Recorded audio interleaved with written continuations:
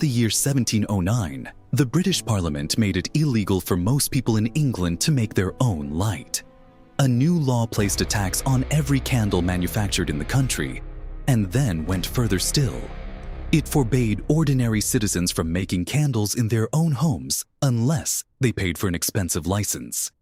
Lighting your own kitchen after dark, something every household had done for thousands of years without asking anyone's permission, had quietly become a crime. Families who could not afford the license did not simply sit in the dark. They went looking for a loophole, and they found one in a humble, half-forgotten technology that had been around since before the pyramids were finished. The rushlight. A reed dipped in animal fat, technically not a candle at all, and therefore technically tax-free. For more than a century, across English farmhouses and Welsh hillsides, people lit their nights with something engineered specifically to dodge a law about fire. It is a strange place to begin a story about something as small and quiet as a candle, but it tells you everything about why this object matters. A candle has never just been wax and a piece of string. It has been a unit of wealth, a battlefield for monopolies, a tool of science, a measuring instrument for time itself, and, for a very long time, one of the most heavily controlled substances a government could put a price on. To understand why a flame the size of a fingertip could provoke an act of parliament, you have to go back roughly 5,000 years to a much darker world. Long before anyone called it a candle, the basic idea already existed in ancient Egypt. Somewhere around 3000 BCE, Egyptians took the pithy core of a reed, soaked it in melted animal fat, and lit the end.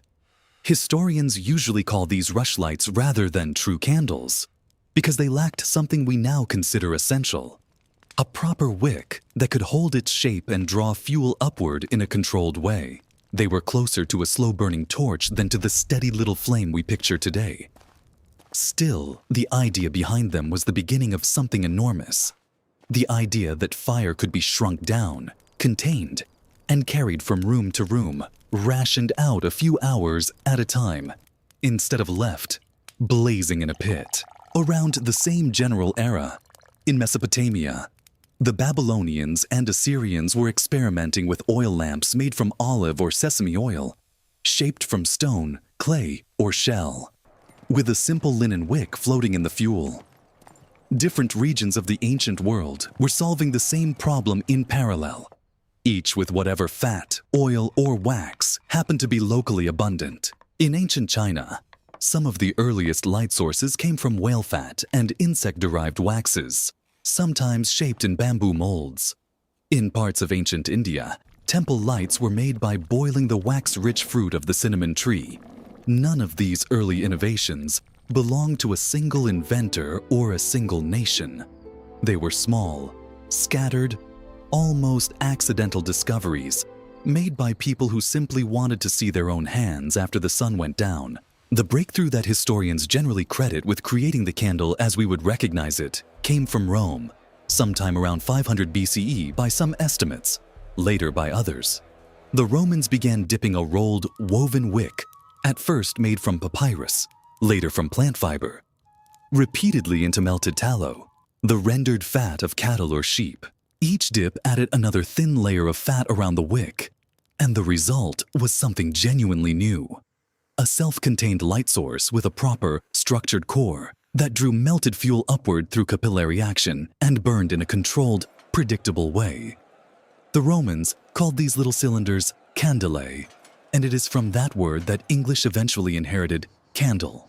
These early Roman candles were used to light homes, to guide travelers walking after dark, and especially to mark religious ceremony. Historians point to their use in Saturnalia, the Roman winter festival, and in temples devoted to deities associated with the light and the hunt. From the very beginning, the candle was never purely practical. It carried meaning, a flame that could be lit on command, that pushed back the dark on a schedule a human being controlled, looked very much like a small act of power, and ancient cultures across the Mediterranean and beyond treated it that way. For the next 1,000 years, tallow remained the candle of the common person almost everywhere in Europe, and it came with a serious downside. It stank. Rendered animal fat burns with a thick, acrid smoke and a smell that several modern historians of candle making describe, without much affection, as foul. The alternative was beeswax, which burns far more cleanly, with almost no smoke and a faint natural sweetness in the air. But beeswax was expensive and labor-intensive to produce, so for most of the medieval period it was reserved almost exclusively for churches and the very wealthy. A literal, physical marker of social class burning on the table in front of you. In medieval England, the craft of candle-making split into two separate, occasionally rival trades, each with its own guild in London. The tallow chandlers, who worked with the cheap, smelly animal fat that ordinary households depended on, and the wax chandlers, who held a tightly guarded monopoly over the manufacture of the fine wax candles and ceremonial torches used by the crown, the cathedrals, and the aristocracy. Records from the wax chandlers' own company history describe royal household chandlery operating as a formal division of the medieval king's wardrobe. Light, quite literally, as a function of government. Both companies were centered in the streets of medieval London, including a thoroughfare that took its name directly from the trade, Candlewick Street, today's Cannon Street, in the City of London. By the 13th century, candle making in London was not a casual cottage craft. It was a regulated profession, with apprenticeships, searches for substandard product, and the power to seize and destroy inferior candles found in a shop. And shopkeepers did, on occasion, push back hard enough to win in court when the searchers went too far. Tallow candles also did something else almost nobody appreciates today. They helped light London's streets and, by extension, made the early modern city survivable after dark. In the early Middle Ages, English town authorities began ordering homeowners to burn candles outside their own front doors at night, specifically to reduce robbery and accidents on unlit streets. An early, informal version of municipal street lighting paid for directly out of household budgets, using the cheapest tallow available because nobody was going to burn beeswax on a doorstep. The trade-off was brutal for the people who actually made the tallow. The rendering process, boiling down animal fat into usable candle stock, was, by every contemporary account, a disgusting and overwhelmingly smelly job, and city authorities repeatedly relocated tallow renderers around London simply to get the stench away from wealthier neighborhoods. Apprentices and masters in the trade reportedly worked shifts of 16 hours or more, dipping wicks again and again by hand, layer after layer, to build up a single candle thick enough to be useful. The Great Fire of London in 1666 destroyed the original Tallow Chandlers' Hall. A reminder, almost too neat to be true, that an industry built entirely around controlled fire was not immune to the uncontrolled kind. By the 17th and 18th centuries, a third option had entered the market, and it came from somewhere almost nobody making candles in London had ever seen: the deep ocean. Sperm whales carry, inside a massive cavity in their skulls, a waxy substance called spermaceti, which crystallizes into a brilliant white solid that burns brighter, cleaner, and longer than either tallow or beeswax, with essentially no smoke or odor. American colonists, especially around Nantucket and later New Bedford, Massachusetts, had been hunting whales along the coast since the 1650s, originally for oil. Sometime around the 1740s, colonial merchants worked out how to refine spermaceti specifically into candle stock, and a luxury industry was born almost overnight. By 1763, by some contemporary accounts, there were already a dozen separate manufacturers of spermaceti candles operating in the American colonies, competing hard enough that accusations of price fixing were apparently common. Newspaper advertisements from Boston in the 1760s openly marketed spermaceti candles as warranted pure, a sales pitch that only makes sense if customers had reason to suspect adulteration, since unscrupulous traders sometimes mixed cheaper whale oil into head matter to dodge British import duties that taxed the pure product more heavily. Nantucket grew into what people at the time called the whaling capital of the world, And spermaceti candles made up roughly a fifth of the total value of all whale products manufactured there by the 1830s. Prized enough to light the finest homes in the country, the light itself was extraordinary by the standards of the age. So consistent, in fact, that when the international scientific community eventually needed a standardized unit to measure the brightness of artificial light, they built it directly around the steady burn of a single, pure spermaceti candle.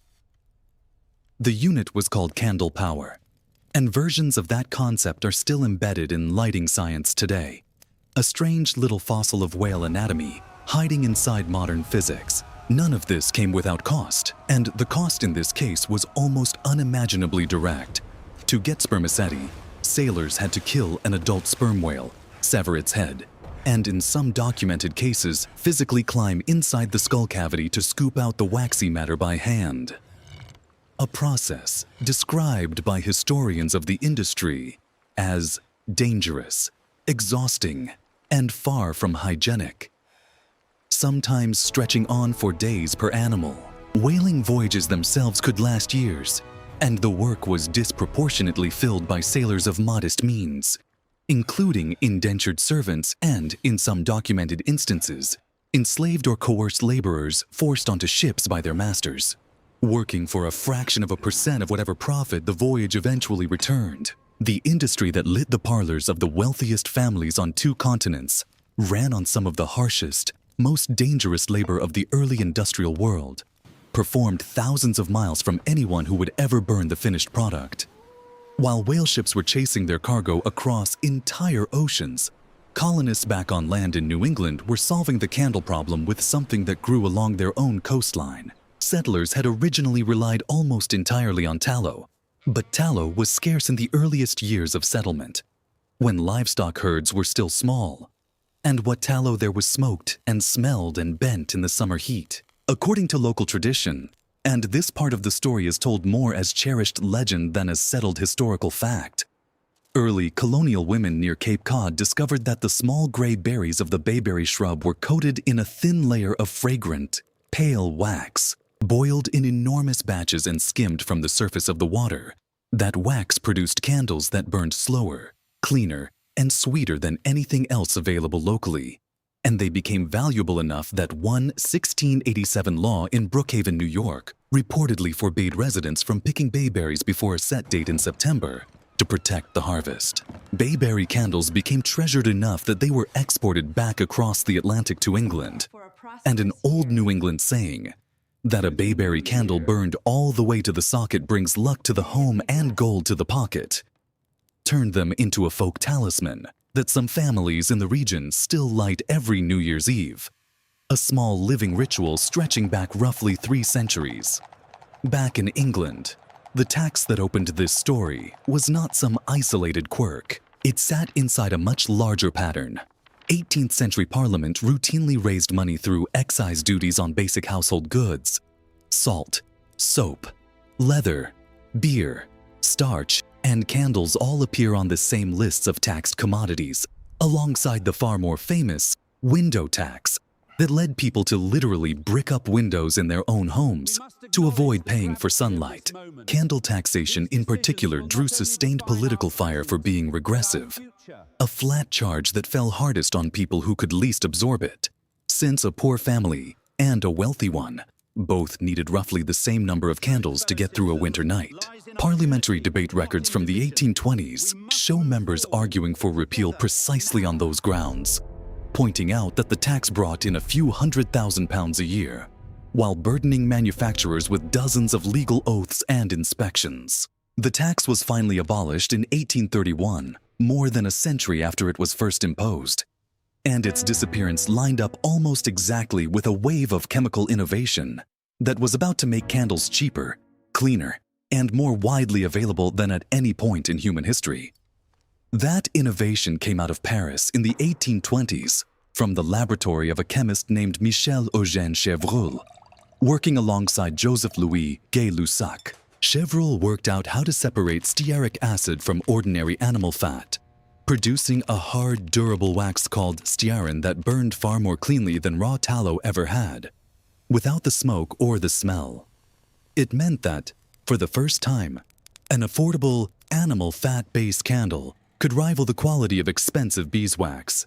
Then, in 1834, an English pewterer from Manchester named Joseph Morgan patented a machine that changed the economics of the entire industry. Morgan's design used a cylinder fitted with a movable piston that pushed finished candles out as they solidified, allowing continuous, automated molding instead of the old method of dipping wicks by hand, one layer at a time, for hours on end. According to his own patent description, 3 men and 5 boys operating the machine could turn out roughly 2 tons of candles in a single 12-hour shift, something like 1,500 candles an hour. Candle making went almost overnight, from a slow handicraft to an industrial process, and the price of light for an ordinary household dropped accordingly. Then, in the 1850s, chemists figured out how to efficiently refine paraffin wax from petroleum, producing a bluish-white wax that burned cleanly and cost a fraction of tallow, beeswax, or spermaceti. Its one flaw, a low melting point that made it prone to bending and drooping, was solved by blending it with chevreul styrene. By the second half of the 19th century, a company called Price's Candles, based in London, had grown into the largest candle manufacturer on Earth, riding this exact combination of cheap petroleum-derived wax, mechanized molding, and a population that, for the first time in history, could simply walk into a shop and buy as much light as they wanted. No license required. It is worth pausing on what cheap, abundant candlelight actually did to ordinary life, because the effects rippled out far beyond lighting. For most of human history, the length of a usable day had been set by the sun. Reliable, affordable artificial light extended the working day, the reading day, the praying day, and the thinking day. Hour by hour, household by household. There is a reason monasteries were among the most consistent early customers of candle makers. Night prayers, copying manuscripts, study after dark. All of it depended on a flame that could be trusted to keep burning at a predictable rate. That predictability eventually turned candles into something stranger than a light source. A clock. According to a story recorded by his contemporary biographer Asser, the 9th century English king Alfred the Great had 6 candles made, each 12 inches tall, marked at 1-inch intervals, and burned one after another inside a wood and horn lantern that shielded the flame from drafts. Each candle was designed to burn for roughly 4 hours, letting him divide his day into equal blocks for prayer, study, and government business regardless of the season or the weather outside. Whether the story is precisely accurate in every detail is debated by historians, but the underlying technology was real and used well beyond England.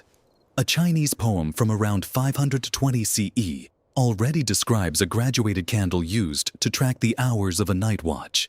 And in 1206, the engineer Al-Jazari described an elaborate candle clock that even included a dial and a bayonet fitting still used in mechanical devices today. For several centuries, before reliable mechanical clocks became widespread, a burning candle was one of the only ways a household, a monastery, or a monarch could measure time indoors.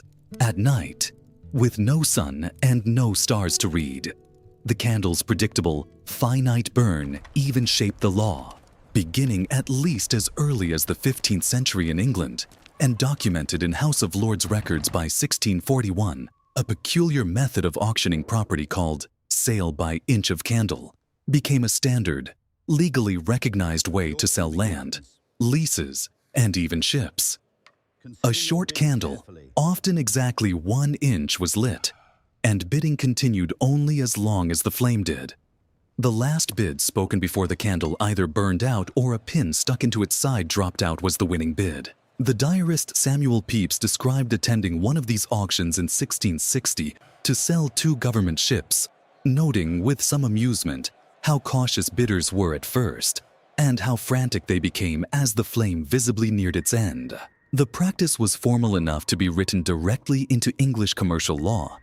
An act regulating trade with the West Indies in 1698 specifically required certain sales to be conducted this way, and it shaped the procedures later used in the Court of Chancery for selling trust property. Remarkably, the custom never fully died. Land auctions conducted exactly this way, with a candle and a pin, still take place today in a handful of English villages, including an annual grazing rights auction in the parish of Tatworth, Somerset, and similar ceremonies in Aldermaston, Berkshire, and Chedzoy, also in Somerset, which locally claims to be the oldest such auction still running in the country. A piece of 17th century candle technology is, quite literally, still deciding who gets to graze cattle on certain English fields every year. The candle's reign as humanity's primary source of artificial light did not end gradually. It ended in a single demonstration on a specific street, on a specific night. On the 28th of January, 1807, an engineer of German origin named Frederick Albert Windsor lit a row of lamps along Pall Mall in London using gas distilled from coal, piped through old repurposed musket barrels. The first public street lighting powered by gas anywhere in the world.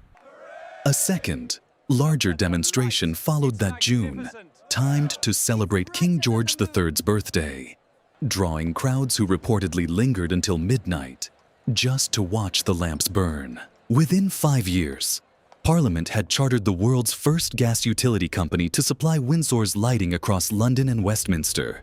And by 1823, multiple British towns and cities had adopted gas street lighting, at a cost historians estimate was as much as 75% cheaper than the oil lamps and candles it replaced. By 1859, nearly 1,000 gasworks had been built across Britain to keep up with demand. Gas did to candlelight what candlelight itself had never managed against the sun.